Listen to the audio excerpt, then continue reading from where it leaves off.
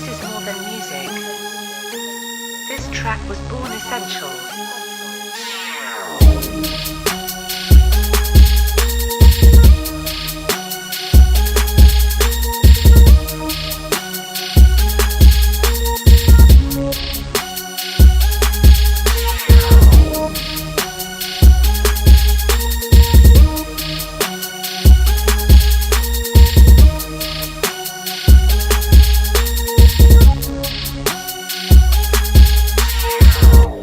What up, y'all? Welcome to No Fluff TV, place where it's NC first for all of NC's on.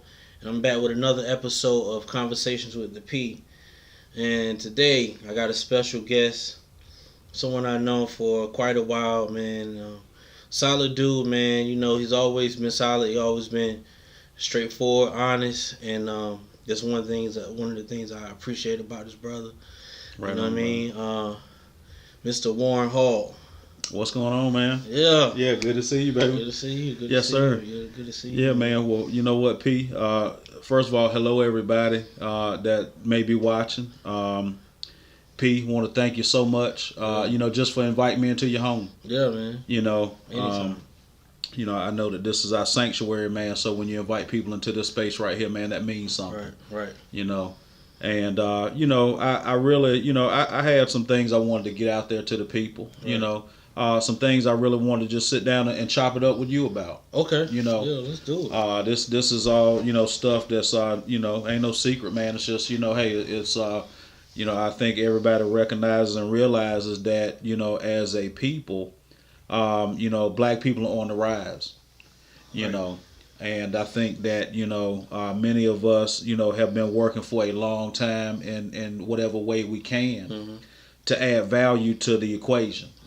And as we talked about earlier, seeing you and a lot of the guys that, your peers, that were coming up, kind of right behind my generation. I think, we've always looked at you guys like younger brothers, very talented, very wise, very powerful, and innovative and creative in your own right. Right. Keeping that new flavor, keeping, conversations that are important to our community, fresh, right. And with fresh perspective and outlook, again, bringing that wisdom, and that knowledge and experience to it.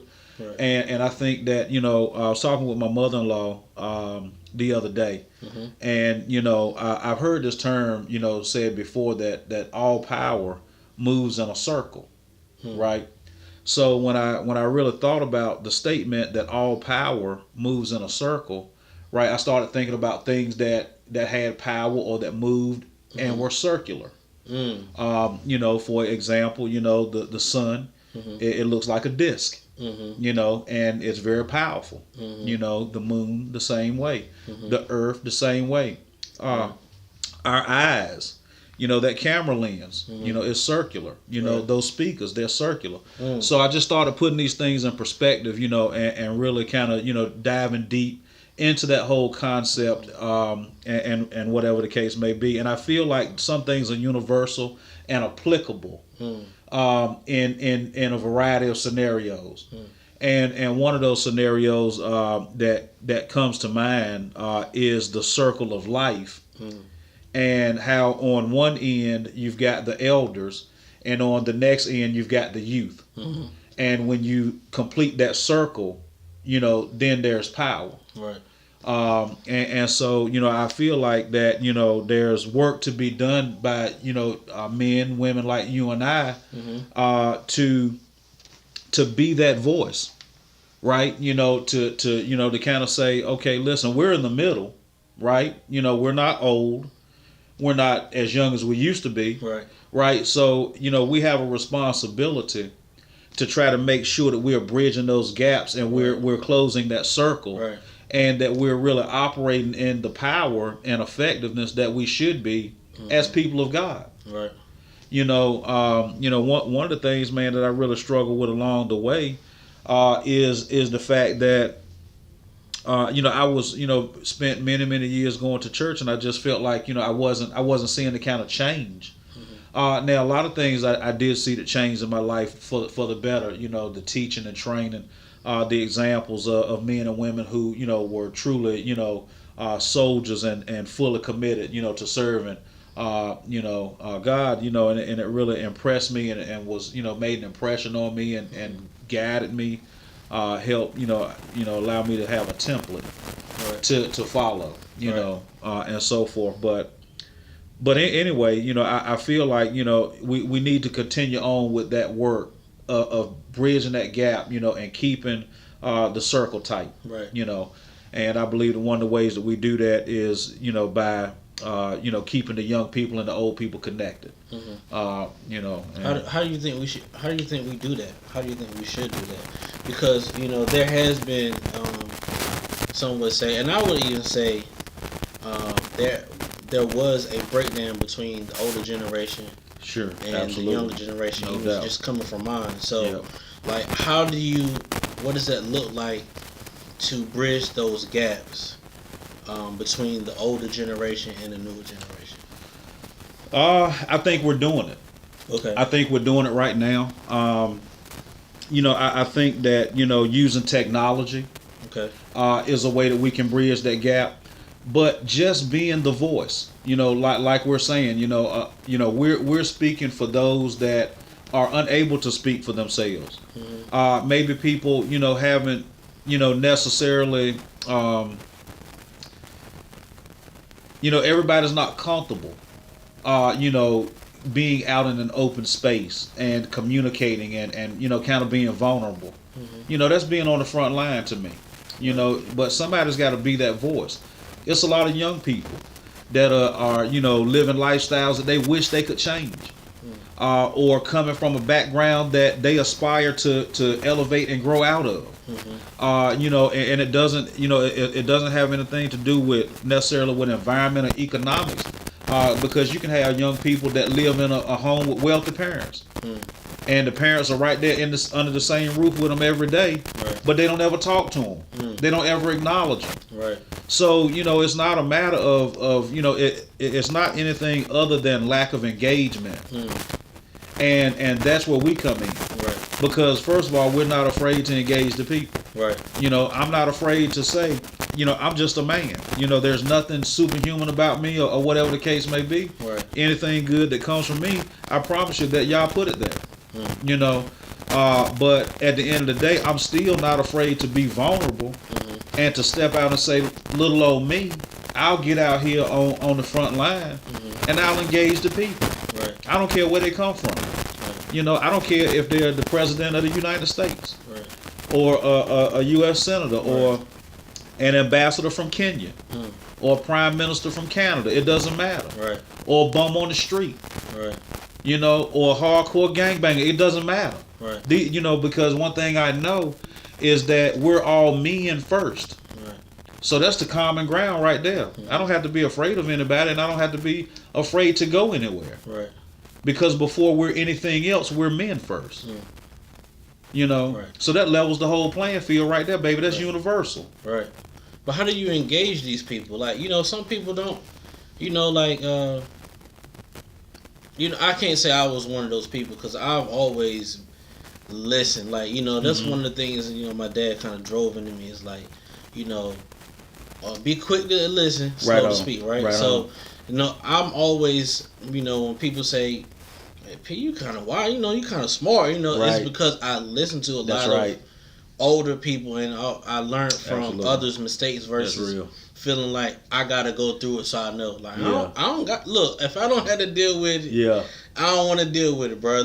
I'll learn from you then. Right, what I'm saying? That's right. So, but how do you engage the opposite of that, where you can't tell me nothing?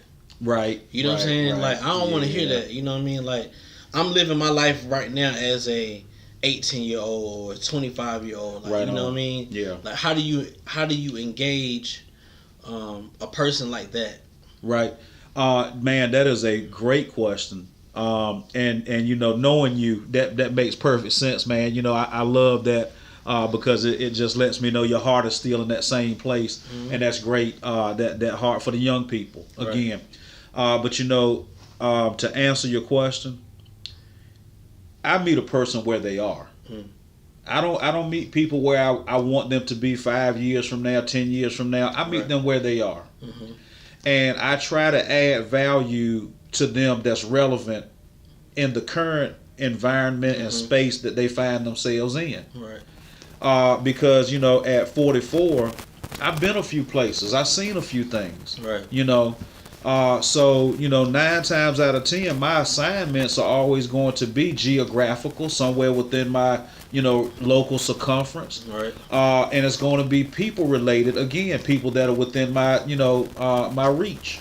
You know, so, you know, I'm gonna meet them where they are. You know, I'm not gonna try to, you know, want them to be somebody else or whatever the case may be, because more than likely I've probably been in that same scenario, and I understand, you know, what it's like to be in that place. And all I can share with them is my experience and how y'all brought me out. That's it. Because at the end of the day, every victory story that I could tell a person, it's always gonna end with the Lord opened up a door and made a way. That's pretty much how it's going to end. You know, and so you know, but I let that testimony of my faith speak for itself. You know what I'm saying? Because, you know, when people keep seeing you bouncing back every time you get knocked down, you stand right back up. You know, I tell people, and it's not you know, it's not for any other, it's just being honest. But, you know, sometimes I do live life with a bit of a chip on my shoulder, because I've always been an underdog. I've always been a person that people thought would never make it, or people spoke negatively against. You know, I come from, you know, rough, you know, I had issues with my, you know, my upbringing. You know, my parents, you know, I experienced a lot of, you know, very, you know, tough things with them. Not to demonize them or make them, you know, look bad or whatever, just speaking the truth. But, you know, I still just, you know, after a while you get tough. You just, you know, my back is not made for the canvas. You know what I'm saying? So I'm not staying there. And when people keep seeing you, you know, that resilience, and you bouncing back, P, that's the evidence of your faith right there, man. But that's what I would tell the young people. You know what I'm saying? If I met that 18-year-old or that 25-year-old, you know, wherever they might find themselves, first of all, I'm gonna let them know, man, look, I love you. You know, that's simple. I love you because guess what? You look like me. So you a brother, a cousin, a nephew, a uncle. We family. Because what if somebody don't believe it? What if somebody don't believe in it? Like, we have more atheists or agnostic people nowadays. So like, what if they say, well, I don't believe in that? You know what I'm saying? Like, you know what I'm saying? Well, you know, you can't because I feel like, you know, you can't connect with them on that level or whatever if they don't even believe it. You know what I'm saying? And they don't even comprehend it. Well, you know what? I mean, the only thing you can do for people like that is pray for them. Because, you know, I mean, you trying to, you know, once a person's mind is made up or whatever the case may be, whatever's controlling them, because it's a spirit of deception. I mean, we know that. You know, because we're not, you know, we're not people that's easy to be fooled. You know what I'm saying? You know, my granddaddy used to always like to say, you can't BS a BSer. You know what I'm saying? Well, listen, I done BS more than anybody. So, you know, ain't nobody gonna come running no slow game on me and thinking you gonna, you know, get one past me, or, you know, you gonna pimp me, or you gonna play me and handle me, or you gonna spoon feed me with, you know, this disinformation. I'll make a person put me out their church. You know what I'm saying? And I may not even, you know, have to, you know, address anything right openly, but guess what? As men, I mean, come on, man, I'm not gonna sit here and let you, you know, spoon feed no bull jive to me. I mean, come on now, you know what I'm saying, or whatever. So you know, I don't know, man. But people that don't want to believe, they're fooling themselves. Because listen, I mean, what man do you know that can hang a sun in the sky, that can hang a moon in the sky? Now, if you don't want to believe that, that's on you. I can't. I don't even want to try to convince you. Because if the sun coming up in the east every day and setting in the west, and the sun, moon, and stars coming out, plants growing and dying, and the cycle of life continuing, and a mother giving birth to a child. Brother, if you don't believe something else, you know, out greater than you created that, then I don't know what to tell you. There's no way I can convince you. You know what I'm saying? Yeah, I agree. I feel So I don't even try with people like that. It's like politics. People get off crazy with the pop. My thing is, I'm gonna always try to talk it out. Like, I want, and it'll piss people off and have them, erasing your contact or blocking you on Facebook, whatever. I don't care. Right. But you'll have a lot of people that, as black people, we have a hard time articulating ourselves without getting angry. Right. You know what I'm saying? Yeah, we move off emotion. We do move off emotion. Yeah, we do. It's like, too much. And we're running with the popular opinion. That's real. You know what I'm saying? Like, even when you talked about, the politics, like, I ain't vote. And like, I don't go around shouting that because, you know what I mean? Because people will be blowing up your line. What I'm saying? Like, going crazy. What I'm saying? But, like, my mom was like, you need to get out there and vote. And I'm like, why? Yeah. Like, that's just, for me, I don't see why I need to participate in that. I mean, I feel that. What's going to be is going to be, bro. Like, that's a real. And so, I mean, why should I have to vote between the two evils? Yeah, I know. I don't have to participate. You should not have to vote between two evils. I don't, you know what I'm saying? So, of course, there's not going to be a person that I totally 100% agree with. Right. But at the same time, it's like, you're going to pressure me to vote because my ancestors fought for the right to vote. Right. It's for the right to. So I can choose now. Right. Whether I want to vote or not. That's right. Absolutely. That's what they was fighting for because they were told that they couldn't. So it's not so much of that they wanted to vote so much. And they could have been. That's a great point. But they fought for the right to because they didn't even have the choice. That's right. You know what I'm saying? So if they fought for my choice, then let me make my own choice. That's what I say. You know what I'm saying? My goodness, brother. You know what? Man, listen. There's so much weight in what you're saying right there. Again, back to that perspective. Because that's the right response. To me, right? It's the right response, right? Right. And it's little things like that if you can't articulate that or you haven't thought of that, then that doesn't come out. That doesn't give anybody that bit of perspective they may need to just gain further insight. Right. It's not that anybody's trying to convince you to go my way. Right. No, I just don't want you walking around ignorant. Right. Because when you say that stuff in front of somebody else, they're gonna look at you like you crazy. You know what I'm saying? Right. And so when you and especially and unfortunately, people of other races, right? They subscribe to the belief that we are intellectually inferior. Right. And when we don't demonstrate what we're capable of, right? And we're like, you know what? I'm not even going to try to rise up to that level, or not even. I don't even want to say rise up to that level, but I don't even want to play their game. Right. Well, guess what? You're gonna play the game, because every day when you get up, their flag is still flying. Their banks are still the ones cashing checks, issuing out bank payroll. Their insurance organizations and everything it belongs to them. Right. So how are you not playing the game? Yeah. You can, unless you're just gonna go off the grid and eat salmon and doves every day or something. I don't know. There's no other way. Yeah. Right. So if you're going to be engaged in it, right, you don't necessarily have to conform to their behavior, right, and to their way of thinking and so forth. But if I throw something in the air, it's going to come back down because that's a law. Right. That's a natural law. Right. Right. So the same thing, you know what I'm saying? You just do the things that you know to do within the parameters of the system, right, to make them work for you. Right. Right. And so, but with the voting thing, it's like this. First of all, we should the whole notion of the lesser of two evils.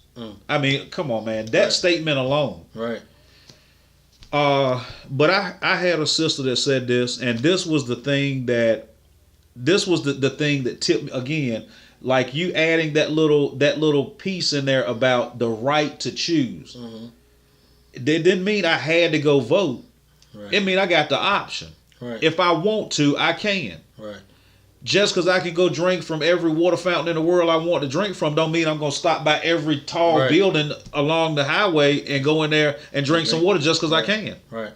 No, but I have the choice. Yep. See, and it's that addition that gives the view. Right. See, it helps people understand it better. You know, it's adding that value, that view, expanding on it. You know, so that people can get a full understanding. So when you're talking to other people, whether they look like you or whether they don't, at least you can do your part, and you can drop the knowledge on them, and you can articulate that in a way that a kindergartner can understand it.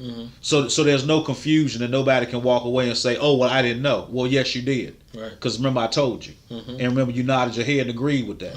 You know what I'm saying? Right. That's the affirmation. So, you know, but with the whole voting thing, you know, it's like this. That I had a sister who dropped this insight on me, and really, you know, and like I say, who knows, for better, for worse, I don't know.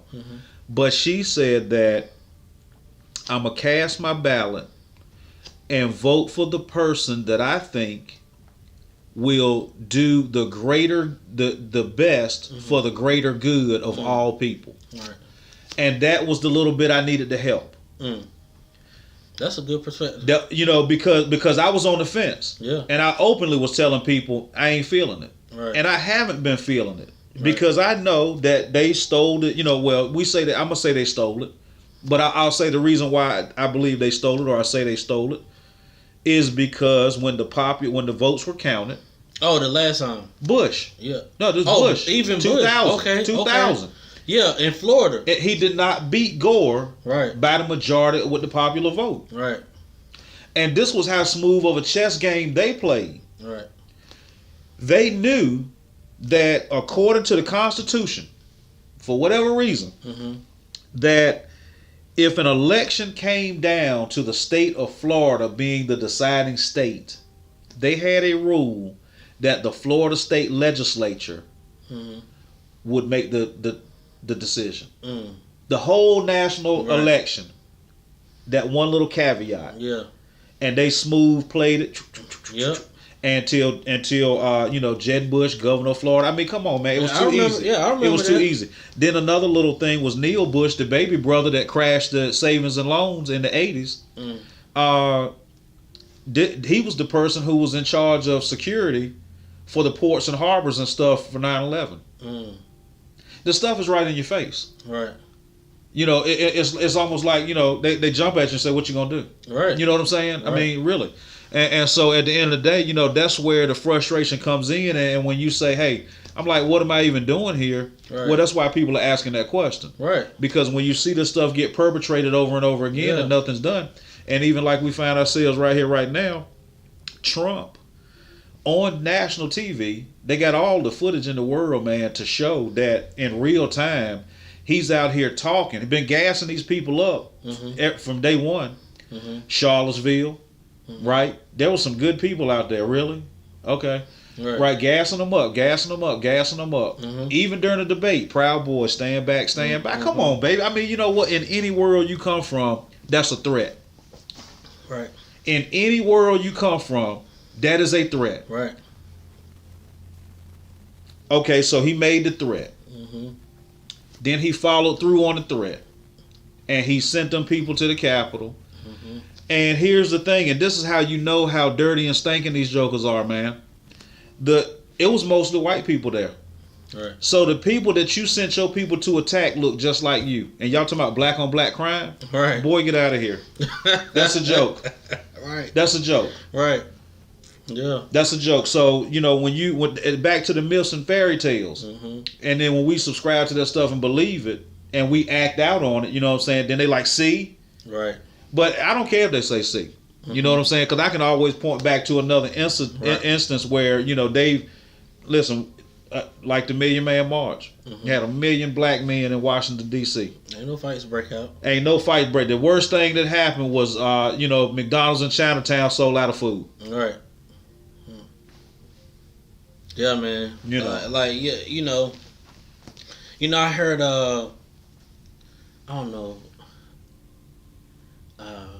it might have been um, Farrakhan or Khalid Muhammad or somebody was talking about, like, Right on. The white man is like, man, you think about everything he's done, and the pillaging of these countries and all the chaos and stuff that he's done all over the world, and you still, what they call the white devil is like, you don't think that's a devil? Yeah. They're just like, it's so, I'm not Yep. saying that, white people are devils, but I'm just saying that, I'm definitely not following that storyline of we're the wicked ones, we're the evil ones, or we do all of this. Like, man, your Right. people constantly do this. Like, it's something simple as police brutality. Right. Like, these are your people doing that. Right. You don't see. That's right. I'm not saying there ain't Exactly. no black cops doing things That's out real. there. I'm saying that the images that we see, that That's we've right. seen before the cameras, has always been these white men. That's right. And the thing is, we always put old white men Yeah. in power. Yeah, man. It's just so interesting Yeah. to me, man. And we fighting for it, man. Even with my man in the office now, is like, listen, hopefully he's kind of progressive and had enough people around him for him to be progressive. Yeah. But in my mind, something still could be there unless there's a real change of heart. Brother, You know what I'm saying? you know what I think about that? He's so consumed with this pandemic. That's gonna be the whole focus now, man. Black and white is about to fade.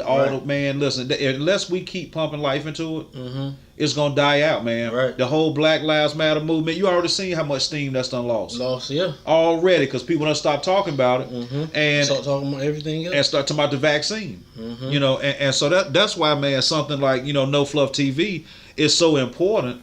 Because believe me, man, if the only source of information that people are getting is from CNN, they can't make a balanced decision about anything. Yeah, different perspective. Yeah, man, I'm telling you. So but I'm gonna tell you, bro, you definitely have been a pioneer with this, and bringing this content to the people. Right. But I'm gonna tell you, Pete, man, it's the whole political thing. And did you get a chance? Oh. What I wanted to mention was, as you talked about the police brutality. Right. There's a book called White Rage. It's by Carol Anderson. She's a black PhD, brilliant woman, brilliant sister, man. But she's done this book called White Rage years ago, dealing with the treatment of people of color ever since slavery, all the way up through into the newer, administrations. I think up to Clinton. I think is where So maybe Bush, the first Bush. Okay. I think it's as far as she got. But just a very detailed chronology, and kind of presentation of the systemic and methodical oppression. Because people always like to say, "Oh, well, slavery was 500 years ago." Well, no, this is how it's progressively, right? At different intervals and different phases, it changed its shape and its face and its look, but it was still the same thing. Right. Whether it was educationally, whether it was economically, or whatever the case may be. Yeah. I dare a white person to tell me slavery was 500 years ago. I dare you. I dare you. Yeah. I'm gonna say the Holocaust was how many years ago? I dare you. Yeah. I dare you though. For real though. For real, That's on the strength though. You know what I'm saying? And I mean that. And I my wife get on me, man, because she don't want me talking crazy, man. You know what I'm saying? But and really, and it's not to be trying to be pretend to be bad guy, nothing like that, man. But honestly, people fed up, man. Right? Yeah. Stop being disrespectful, man. Like, we fed up with the nonsense. Right. Of people oppressing us and us being you being asked to bow down and submit perspective. Let's go here. Let's do it. So for me, something I personally struggle with we both were going to Solid Rock, and for a number of years, I always my homeboy JC called me a couple weeks ago. Yeah. You remember JC, right? I remember JC. Yeah, man. Still following, man. Yeah. Solid brother, JC man. called me. He's like, solid. P, yo, you been on this Black Power thing since 20 years ago. Right. He's like, man, why? He said, why didn't you push it on us more? Like, right. Cause they used to go joke on me all the time about things I would point out. Big shout to JC too, man. You know what I'm saying? Good look, solid brother, good man. look, yeah. For real. And I was like, man, I don't know. I wasn't trying to push my views on nobody. Yeah. But I was trying to give the people around me different perspective on things. Right on. But we was going to Solid Rock, man, and around that time, I think 2014, 15, there was a lot of stuff in the media. Right. About us getting killed. Right. You had Trayvon Martin. Yeah. You had it's so many I be forgetting the names. The man. guy in man, Philando Castile. Brown. What's it? Brown? Michael Brown. Michael Brown. Yeah. All those. Absolutely. All that was going on, man, and on the news, man, and inwardly, I was just becoming almost like monster. a raging bull. Yep. And what was honestly, like, and I ain't gonna say pissing me off, but what was really frustrating was going to church and seeing everybody shout. Yeah. I hear you, man. It was tearing me up, man. And I'm like, I'm kind of sick of this right now. Yeah, right. Yeah. Man. Yeah. I get. I understand forgiving. That. Yeah, I can understand that. Forgiving, but I'm tired, bro. Yeah. And I'm like, man, that rage is like, no, kill a cop. Like, go shoot some cops, bro. Like, hey, man, you know what I'm saying? Fight back, bro. Because I'm sick. I was sick of it, man. And so, and I was starting to ask different people, and I asked Bianca. I was like, at what point? Yeah, man. Do you say, okay, enough's enough? Yeah.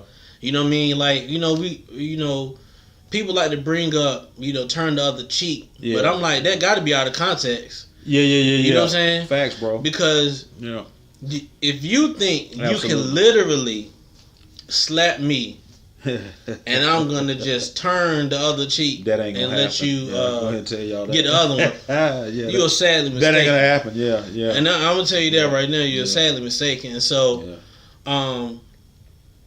that what was frustrating me. So, can you speak on like how you felt and are feeling, even with something as in the large perspective of what we deal with as Black people, but in particular the police brutality and our engagement with these officers?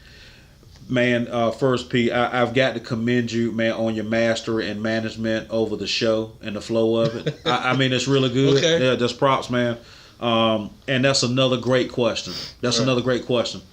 And to just keep it, a band with you, even through that time, as a young father with 4 young children, me, my wife, and our children stood in our living room and listened and watched as the verdict came down to set George Zimmerman free.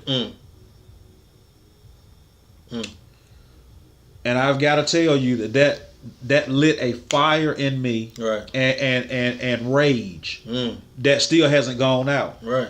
And what I'm gonna say to you is that, I love the Lord with all my heart, but that still does not mean that if somebody comes and harms my family, I will not blow that top smooth off, right? And I mean that, right? Because like you said, there's a time for everything. Right. And sometimes it's a time for war. Right. And if you bring war to my doorstep, I'm going to give you war. Right. I'm a man. Right. And so at the end of the day, if anybody's not being real enough with themselves to stand on that right there, you're lying to yourself. Right. Because at the end of the day, as a man, it's my duty Mm-hmm. to protect my family. Right. Now, I'll also say this, and hats off, and just a display of my deepest respect and gratitude, Right.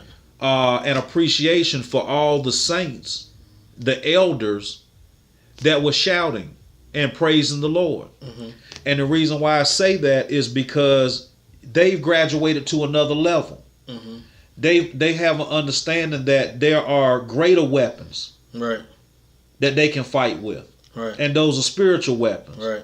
And so, at a certain point, we will get to a point, and to be honest, it's interesting that a lot of the times when we get to that point, that's how gracious that Yah is that even as we evolve, right? Because when you get older, you ain't gonna be out there fighting with nobody if Right. you had to. Right. Now you might squeeze on them, Yeah. but you don't even really want to do that. Right.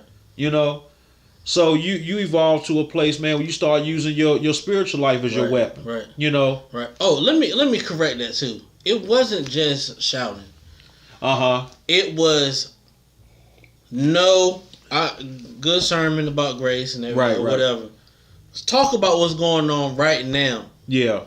That's what it was more so of hearing from the pulpit as well. Right on. You know what I'm saying? Because I feel like I don't know, man. I can't speak for all black churches, but the black church needed to connect with the current times more effectively. Right. You know what I'm saying? Right It's on. like, yeah, every song is about you being blessed and I make a joke playing basketball with your grace and you're gonna be blessed and this year's your year and no, we not having no year right now. Right. Our year is looking like our people are getting murdered in the streets. You had Dylan Roof go into a church, pray with these people, and then shoot them up, bro. Yeah, I know that they are really. Nah, bro. Yeah. Nah. I don't want to hear about that right now. Yeah. Let's talk about the people in your church, your flock. Tell them, show them using scripture how to deal with their rage and their frustration and every emotion that they're going through, seeing people on TV or on social media getting killed by cops. We want to talk about, well, God is the one who puts politicians and these people in places. We want to say that, but we're not talking about what these people in power are doing. You know what I'm saying? Like, help these people to put this in proper perspective. And for me, I wasn't getting the direction I needed to know how to deal with this rage that's boiling in me. Like, Right. I'm going to work. I'm working around with these white people, these I guess Asian people, Right.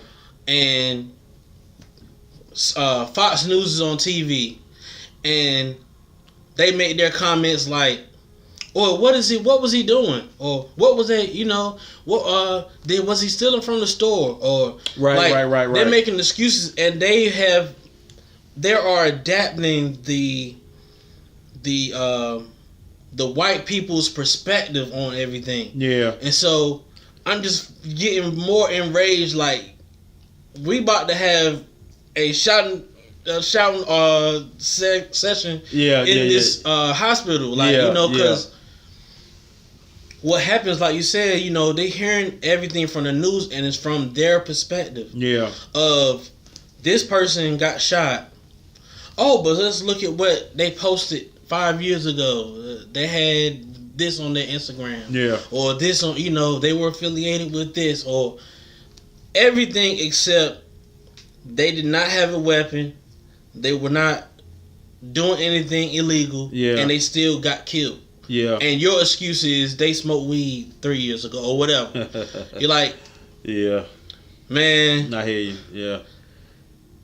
tell your people how to deal with that. That's what my thing was. Yeah, right on. And as I listen to you, speak on it, and all I can say is that so to kind of analyze the whole. To address the issue of nothing, coming from the pulpit right. at that time, everybody has their own role to play. We were talking about, information flowing down from leadership in the church and during the time of Dylan Roof, Trayvon Martin, the disparities between these two cases and the way they were handled, and information or guidance not coming down from the leadership or from the pulpit, right? And then that's what led us to the part of this where we're talking about the African proverb, it takes a village. Right. Okay. So the thing of it is that the way government was originally designed amongst the people of God was like this. You would have, each family had a head who was the man.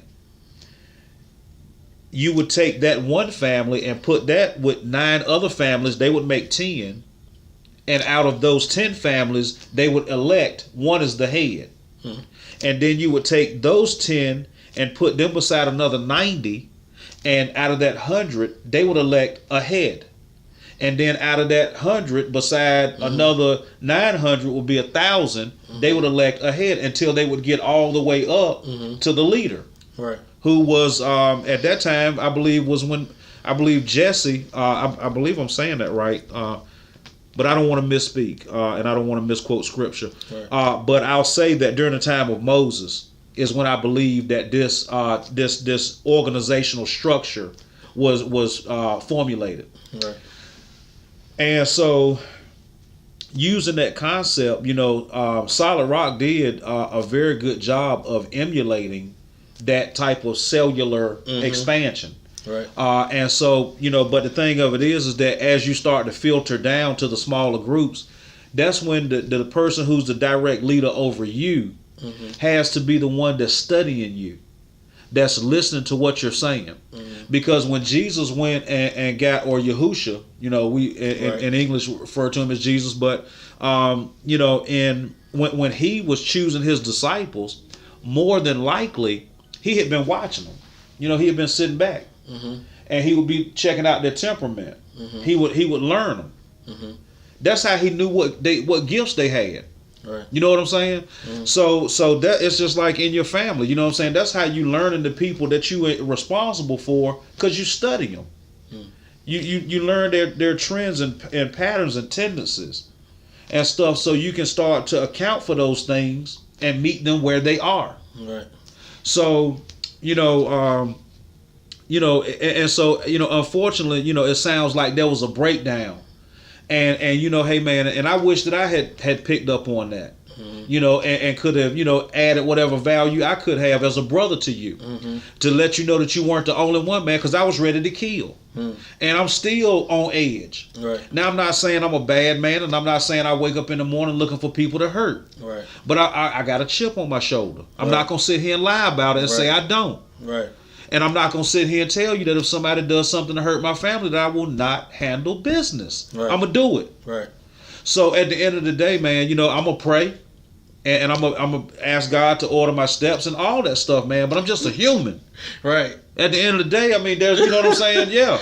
I think that's good. I'm laughing because, man, sometimes I have visions of things that might, Yes, sir. You happen. better. You playing. I ain't praying first. Right. It depends on the situation. I'm planning it first. Yeah. Well, listen, I'm going to do them simultaneously. Right. No kidding. I'm going to do them simultaneously, That's what I'm saying. That's how I know you better than me, because Nah, man. Because the Lord might be like, nope, chill, I got it. Yeah. And I'm like, nah. That's it. Nah, I got it, bro. Yeah. I got this one, Lord. Well, you know what? And so here's the thing, all along the way throughout my life, first of all, I've been raised by older people. Right. So, and I always been a little savvy with stuff. You know what I'm saying? So, at a very young age, man, my uncle, had a little liquor house, you know, and I would run the little liquor house, and you know I'd be running card games and stuff. I was 18. I was a senior in high school, Right. and so you know, and where I'm from, you know what I'm saying. That brought about with a little bit of, you know, like, okay, this guy knows what he's doing. Right. So then that made other people not be afraid to deal with you and do business with you and so forth. You know, so I was ahead of my peers a little bit. Right. And people showed me a lot of things, but they didn't always show me what the flip side or the other side of that coin was. You know, and so you learn that stuff kind of. But I always stayed relatively safe because, first of all, I always had a healthy reverence and fear of God. I would be driving in my car smoking a blunt and put it out when I'm going by the church and turn my music all the way down just to get by that church and light that blunt right back up and crank that music right back up. Right. So that's just something that's in me. Right. The other part of it, though, is that, you know, to keep myself out of harm's way, you know, it's like, I ain't saying I ain't gonna do it. I'm just saying I don't want to go to jail for it. Right. You know what I'm saying? I mean, that's that's what it comes down to. Is that, you know, so let me vet this out all the way. Yeah. You know what I'm saying? And if there's a way out for me, I'll take it. Right. But if I ain't got no option, then I got to go full speed ahead. Right. And you only know that when you're in that situation. Right. You know, that's like asking a person, could they kill a person, or could they shoot a person, or could they stab a person? Well, you don't know until you get put into that situation and have to do it. Right. And then you'll know. Right. And you ain't gonna feel good about it. Yeah. Because you gonna know. You know what I'm saying? That's how much, I mean, power that we got in our hands. But so that's why, man, you know, I'm gonna always weigh it out, and I'm gonna always make sure it's worth it. You know, because it's gonna be hard for me to look my family in the eye and they asking me, you know, Dad, you supposed to be, you know, watching movies, eating popcorn with us, and you in here stuck in the can. Right. I'm gonna throw you a curveball right now. Let's get it.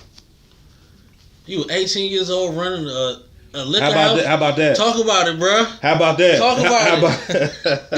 That's what were funny. some of the things that you've seen in that liquor house at the age of 18?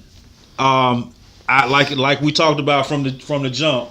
You know, this ain't family TV. That's right. But I'm not gonna be vulgar. Okay. I'm not gonna be vulgar, but you could if you wanted to. Right on. But I'll still be respectable. Okay. You know. Okay. But you know, I have seen a woman sit on a liquor bottle, a half-gallon liquor bottle.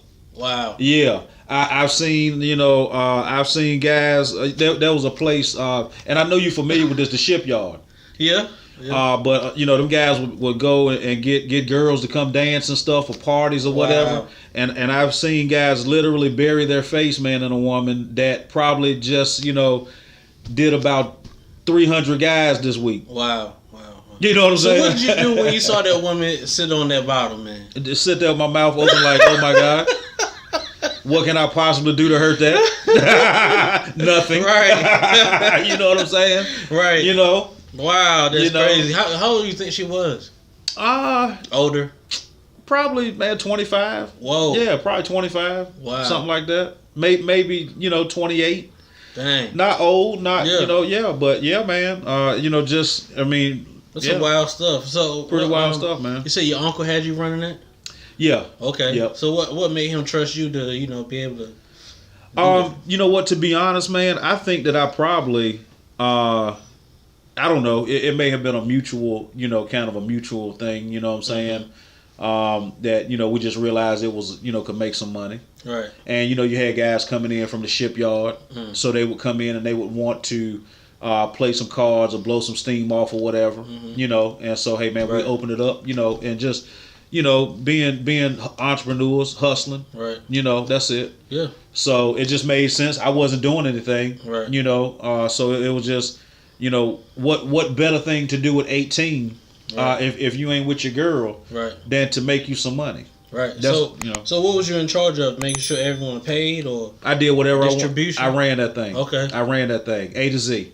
Right. I did what I was doing. Right. I did what he was doing, and then I did what we was doing. Right. Was you pimping too? No, I was not a pimp. I was not a pimp. I was not a pimp. No, I was not doing no pimping. Right. No, I don't know. You know, I probably could have. Right. I probably definitely could have, but I just, that never was something that kind of fell into my wheelhouse. Okay, you know what I'm saying? Yeah, that didn't fit my personality. How many of those women say, "Come upstairs, I want to show you a little something"? You know what? First of all, man, I'm sorry, Keisha. This is old. Yeah. Oh, old. listen. First of all, she knows everything. Shout out, bae. You know what I'm saying? Yeah, but you already know. But it ain't, ain't no secrets. But Right. But at the end of the day, man, man, I wouldn't touch them chicks with a 10-foot pole. You know what I'm saying? I know what you just did. No, thank you. Yeah. I'm good. I'm good on that. Yeah. Appreciate it. Yeah, thanks, Right. but no thank. Yeah, but nah. That never was my type of hype. Just because hey, like I said, I mean, I'm not an airhead. Right. You know what I'm saying? So at the end of the day, that was what those guys was into or whatever. I always been kind of a Romeo. You know what I'm saying? Like okay. I always been that kind of guy. Okay. You know what I'm saying? Like one and that's it. Yeah. In love, buying flowers on the whole 9. Valentine's Day and all that. The whole 9 yards. Right. Yeah. Absolutely. Or whatever. It ain't cookie cutter. Right. You like I say, you got to study the people that's around you. Mm-hmm. You're Virgo, right?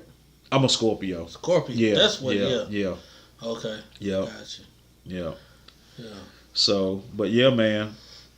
Well, yeah, like I say, man. But this right here I love the whole setup, bro. It's dope. I love what you're doing, man. Getting the content out to the people. Yeah, appreciate it, man. And thank you for coming on, man. Yeah. So much wisdom, so much, perspective. Respect, brother. Respect, brother. Insight. It's mutual. Yeah. I definitely appreciate you coming on, man. And you need to come on here again. You know what I mean? Absolutely. Make it happen, brother. Bro. Yes, like, indeed. Come yes, on indeed. and talk. You know what I'm saying? Like, that'd be dope. Yeah, man. Well, let's see what we can make happen, bro. Yes, sir. Yes, indeed. All right, yo. Make sure you hit the like button, the share button, hit that comment. Button. Yes, you indeed. know what I'm saying? Share some comments down below. Maybe we'll talk about it next time from the comment section. You know what I'm saying? Yes, indeed. Subscribe to the channel, all that, and I'll catch y'all next time. All right, fam.